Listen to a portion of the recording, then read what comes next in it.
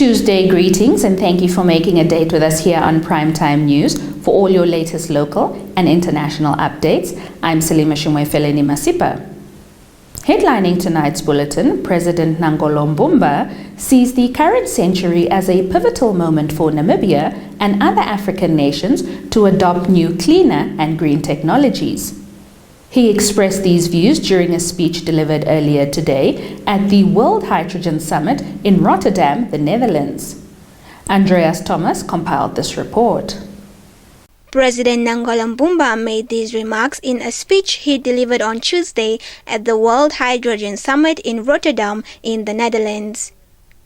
He emphasized that the Namibian government, in collaboration with the national and international stakeholders, is leading efforts to unlock the immense potential of green hydrogen. The president told the summit that Namibia is now home to 9 hydrogen projects. These projects span 2 emerging hydrogen valleys, with the possibility of establishing a third valley based on its abundant iron ore potential. Mbumba said green hydrogen offers opportunities beyond just clean molecule production. It holds the potential to anchor new industries in emerging markets across the globe. Namibia has always harbored a desire to become an indispensable logistics hub to the Southern African region. Sylvia Shundali reporting for Primetime News. On to politics. SWAPO Party presidential candidate Netumbo Nandi-Ndaitwah urged her party's voters to ensure they possess the correct documents when heading to the polls for this year's national and presidential elections. She emphasized that both the party and presidential votes are essential to secure the majority seats in the National Assembly. Let's listen to the following insert produced by Linnea Dishena. Nandi-Ndaitwah, while addressing party members from Tsumeb at a meet and greet session on Sunday, said a mistake was made in 2019. His current parliament consists of just insults and chaos. She said parliamentarians do not seem to be serious about their duties, so much so that the past 5 years in parliament were not productive. The two has to go together. The two has to go together. You must have the majority in the National Assembly for you to manage that house. Just look at the mistake we did in 2019. Now our parliament is just insult, it's just chaos, it's just like people are not serious. To the extent that the 5 years, the parliament was not productive. So you have to change that. And then you strengthen your president to have the people to work with.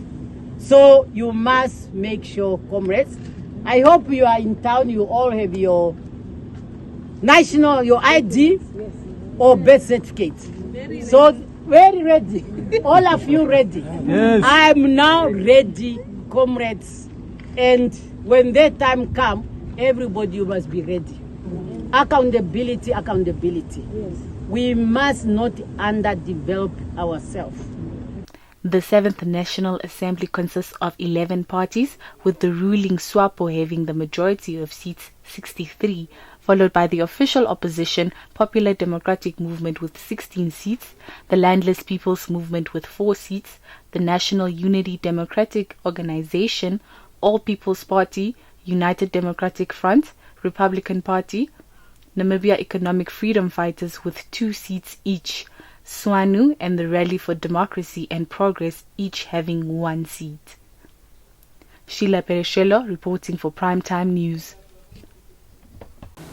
Our next report focuses on crime. The Namibian police force has announced the seizure of drugs valued at 1.7 million Namibian dollars during the period from April 1st to April 30th, 2024. Konjeni Ambinga produced the following report. Head of NAMPO's Public Relations Division, Deputy Commissioner Kauna Shikwambi, in a media statement issued on Monday, said a total of 150 suspects were arrested in relation to drug charges. Amongst the 150 suspects, 140 are Namibian nationals, while 6 are reported to be Angolan nationals. The remaining 4 suspects apprehended are from Congo, Zimbabwe, Uganda, and Zambia. She said the drugs seized included 166,979.35 kilograms of cannabis to the value of 1,669,793.13 Namibian dollars, 293 full tablets of Mandrax valued at 35,270 Namibian dollars, 147 units of crack cocaine to the value of 14,700 Namibian dollars, and 39 grams of cocaine powder valued at 19,500 Namibian dollars. Sheila Perestrelo reporting for Primetime News. On to neighboring South Africa. The death toll from the collapse of a building in South Africa has risen to 30, with another 22 people still missing, authorities said Monday, a week after the structure came crashing down. AFP brings us this report. City officials said that rescuers pulled 10 more bodies from the rubble at the site in the southern city of George. Rescue teams have worked tirelessly since the 5-story apartment block, which was under construction, collapsed last Monday. 81 people, mostly construction workers, were at the site at the time. 29 people have been rescued so far, including a man who was pulled out on Saturday after 116 hours under the rubble. Search teams have vowed to comb every cavity among the wrecked building, but the chances of survival are fading. Sylvia Jandali reporting for Primetime News. Your top roundup is up next with a business segment thereafter.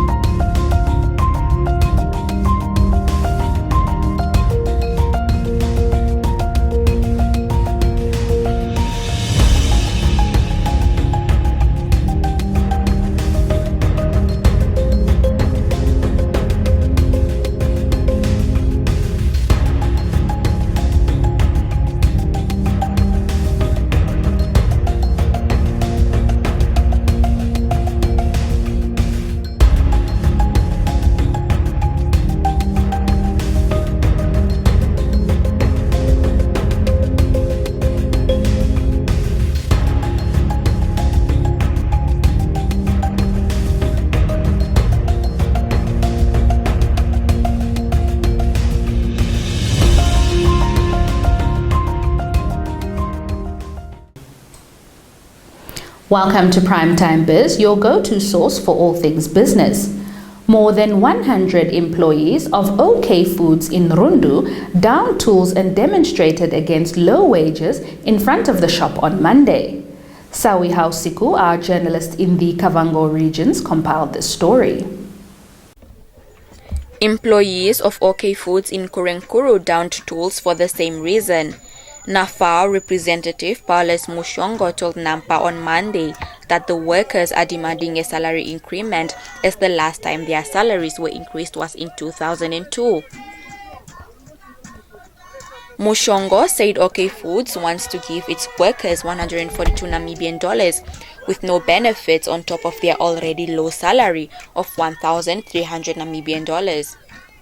He said the union is, however, demanding an increase of 350 Namibian dollars across the board and a transport allowance of 250 Namibian dollars as a benefit. Mushongo said the employees will strike until their demands are met. Until so far, we did not get any notification from the company's point of view that we can carry on, we can come together so that we can resolve this issue. And the workers, as you see them marching and demonstrating behind me, they are very much angry and they are standing on their point that they will not leave until their demand is being made. When approached for comment, OK Foods Managing Director Josei Mashadu said negotiations are ongoing between the two parties and he hopes an agreement will be reached soon for the good of everyone involved. Konjeni Ambinga reporting for Primetime News. Parliamentarian Natangwe Ithete has advocated for the removal of the veterinary cordon fence, commonly known as the Red Line, to ensure that farmers north of the barrier have equitable access to a viable livestock market. Konjeni Ambinga reports.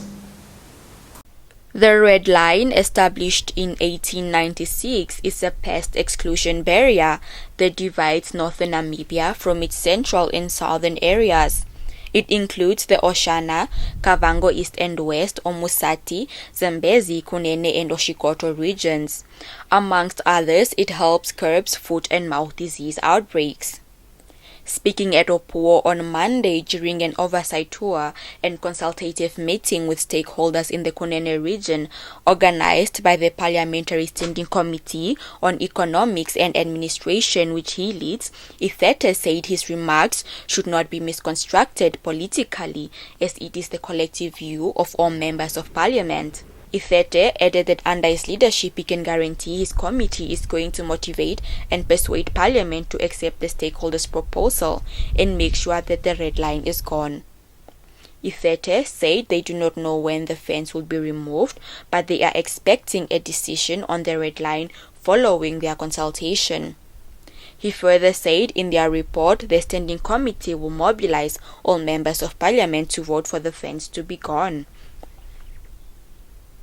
Konjeni Ambinga reporting for Primetime News. That concludes our top segment for tonight. Up next, stay tuned for tomorrow's countrywide weather forecast, followed by the latest economic news roundup.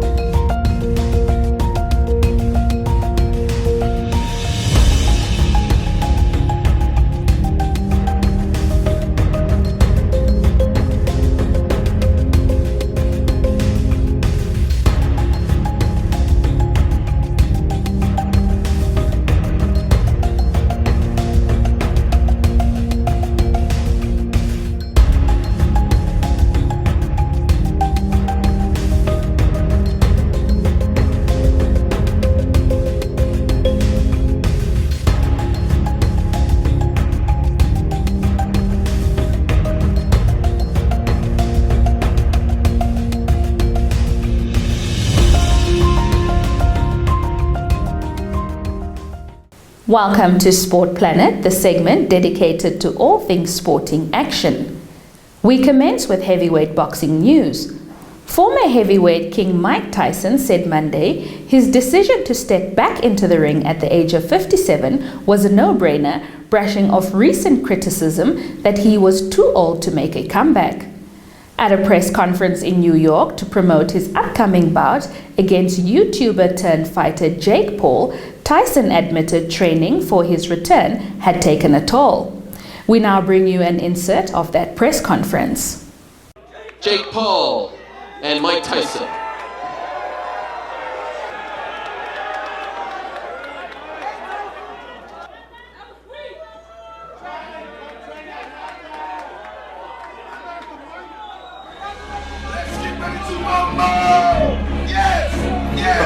Let's get it on.